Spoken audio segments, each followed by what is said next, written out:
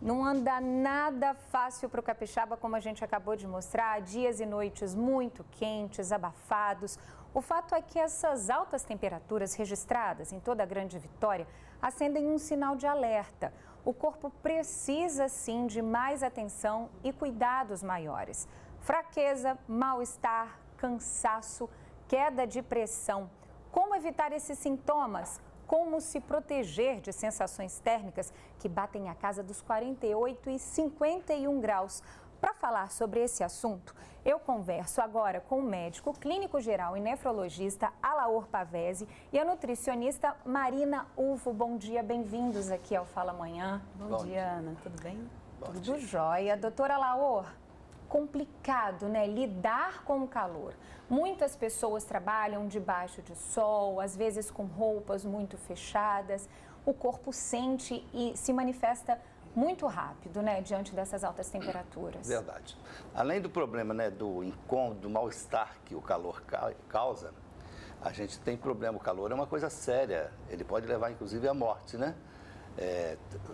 Você tem também o lado, por exemplo, que a nossa colega vai falar, que é o problema de gastroenterite, é muita gente pedindo atestado, faltando serviço, você produz menos, né, no trabalho por causa desses mal-estar que causa. É isso que eu ia perguntar para o senhor. O senhor tem registrado um aumento no consultório de pessoas sentindo mal? Muito. Gastroenterite, passando mal os próprios funcionários. A produtividade cai muito. Quem trabalha no ar refrigerado ainda não sente tanto, mas quem sai, vai para a rua, quando volta, ele seca se sentindo muito mal. E tem que tomar cuidado, porque ele é um vasodilatador importante e principalmente as pessoas idosas, como elas já têm problema de beber água, que eles não sentem muita sede, então a família tem que tomar muito cuidado e forçar ele, mesmo que não seja água, que ele não gosta de tomar água, mas que ele coma melancia, entendeu? Melão, essas coisas que tem bastante água, ou então um suco, mas ele precisa se hidratar, ele precisa no mínimo de 30 mais ou menos ml por quilo de peso, o que daria mais de 2 litros por dia. Isso os idosos, crianças também, doutora Alaor? São os dois mais vulneráveis, São né? os que mais sentem. Gestantes também, né? Gestantes também? Gestantes ficam muito vulneráveis. A gestante, ela já tende a fazer muito xixi. E aí você toma muita água, você está na praia, às vezes a praia é longe de um banheiro adequado, a gestante fica restrita a utilizar esses banheiros que ela não conhece, ela fica com medo e ela acaba evitando tomar água para não ter que ficar fazendo xixi saindo toda hora daquele local. Então é um grupo de muito risco também que a gente tem que estar atento. Pois é, como a doutora Alaor falou agora há pouco, não é só o desconforto forte que o calor traz, né? Alguns cuidados devem ser tomados, inclusive para poder evitar todos esses problemas de saúde que o senhor também pontuou. Vamos então agora saber, a gente vai pontuar como se prevenir. Para quem está em casa, entender bem o que deve fazer. Marina, vamos começar aí pela alimentação. Isso. O que tem que ser evitado de alimentos em temporadas de calor tão intenso? Tá.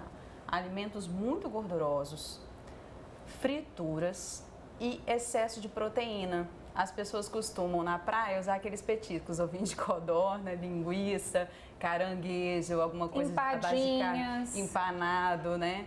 Peixe frito. Então, isso acaba, a gente já está suando, né? Já está calor. A gente acaba urinando mais porque está tomando uma cerveja, algum drink, alguma coisa do tipo. E ainda concentra muito os substratos, ainda mais de proteína, que tem muito nitrogênio. Aí eu tenho crise de dor de cabeça, que a gente estava comentando ali mais cedo também. Eu posso ter crise renal. Então, acho que um dos cuidados mais importantes é a gente evitar a ingestão excessiva de proteínas e gorduras dos alimentos, né, a serem evitados. A gente tem alguns comentários, participações dos nossos telespectadores. Por exemplo, o Gersinho Von Randol Júnior, ele diz que ele está com tanto calor que ele tem dormido, inclusive, com toalha molhada, assim, no corpo. Isso ajuda realmente ou só afasta a sensação de calor ou pode piorar? Não, a toalha molhada, ela ajuda, melhora, né, a sensação de calor, porque ela estando molhada, um dos mecanismos que o nosso corpo usa para justamente equilibrar a temperatura, não deixar a temperatura subir muito, é justamente estimulando a produção de suor e para o suor evaporar, e quando ele evapora, ele retira calor do corpo. A água é a mesma coisa. Quando você joga água no corpo, aí na evaporação é que ele sente a sensação de que o corpo está mais fresco. Então é uma coisa que alivia um pouco, resolve.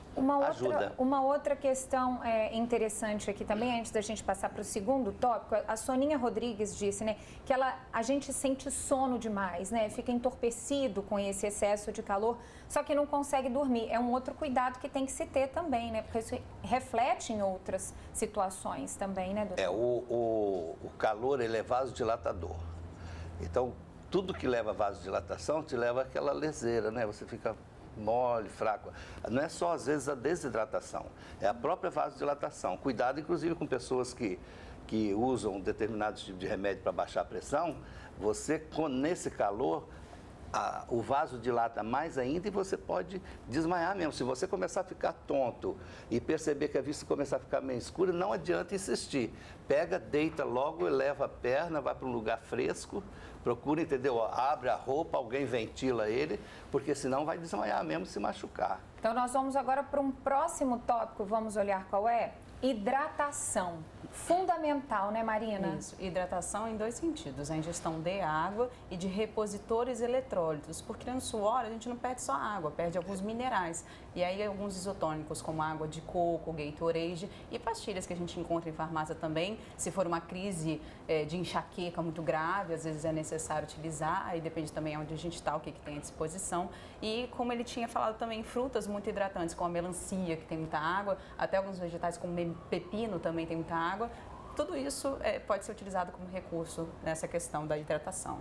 Um outro ponto importante também, que a gente acabou de comentar, a participação aí do nosso telespectador que falou da toalha molhada, né? Roupas mais leves, mais frescas nesse período, né? É um outro tópico. Olha lá, roupas leves. Também é muito importante priorizar? É muito importante, porque quando a roupa ela é preta, porque ela absorve toda a radiação e não reflete nada. Ela é branca porque ela pega a radiação e reflete. Então, se a roupa que reflete a radiação, ela aquece menos o seu corpo. Então, é importantíssimo, né? A roupa clarinha, mais folgada, para ventilação. Mais solta, isso é importante. Roupas de algodão, tecidos que não sejam sintéticos. E as mulheres também, né? Ajudam. Cuidado para não ter infecção urinária. A gente usa, às vezes, muita calça preta no trabalho. É bom um vestidinho também. Isso também é importante, né? Evitar tudo que de calça evite ficar abafado, o corpo muito abafado, né? Na praia, né? Vai período de carnaval agora na praia, é muito comum você ficar o dia todo de biquíni, de sunga, isso daí facilita muito a instalação de micoses, principalmente nessas regiões. Um outro ponto para ficar importante, para ficar atento também, né, com a chegada e a proximidade do carnaval. A gente tem ainda um quarto tópico para poder falar, protetor solar. A gente está falando dos cuidados com o organismo como um todo, mas é importante também, né, o uso do protetor solar nessas épocas. Então, o protetor solar, você tem que usar o protetor, talvez aquele que fala 30, 50, 40, isso não seja tão importante, né?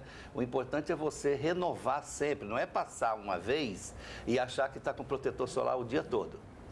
Primeiro, evitar, né, o sol naquele período de 10 às 16 horas, que é terrível. Então, evitar se expor demais ao sol. E, às vezes, na sombra também, você também está exposto às radiações. Tem que também tomar cuidado com as crianças e idosos, principalmente. E o protetor solar, de 2 em 2 horas, no mínimo, você tem que ir lá e renovar, para você ficar em contato com o sol. Outra coisa importante é evitar exercício físico agora, nessa hora de calor muito intenso. E quem beber, que todo mundo vai beber mesmo, não tem jeito. Lá tem o álcool que vai fazer você desidratar mais. O importante é, do lado da bebida, sempre uma água para você tomar. Existem os alimentos fotoprotetores também, né? Que são importantes de estar no cardápio desse verão, principalmente quem vai estar no carnaval. A gente pode citar os alimentos com beta-caroteno, que são a cenoura, os alimentos alaranjados, né, mamão, a própria laranja, que tem muita vitamina C, que é importante tanto para o controle da oleosidade da pele, para a gente não ficar com a maquiagem derretendo nesse calor, é uma boa dica, né? O ovo, que é uma boa fonte de vitamina D, é importante também no café da manhã, porque a gente já vai aproveitar essa exposição solar para melhorar a nossa saúde óssea, olha que legal. Agora, a gente está falando de ficar exposto ao calor em ambientes abertos. Tem um problema também que a gente vai falar agora, é de quando a gente fica exposto a esse calorão em ambientes fechados. Imagina você, aí de casa, precisar ir para o INSS, resolver um problema, chega lá e o local não tem ar-condicionado. Imagina o calor. Isso acontece lá em Vila Velha, viu? Lucas Pisa, a situação mudou por lá hoje. Bom dia. Olá, Ana, bom dia. Olha, se nem com ar-condicionado às vezes dá conta desse calorão, imagina sem.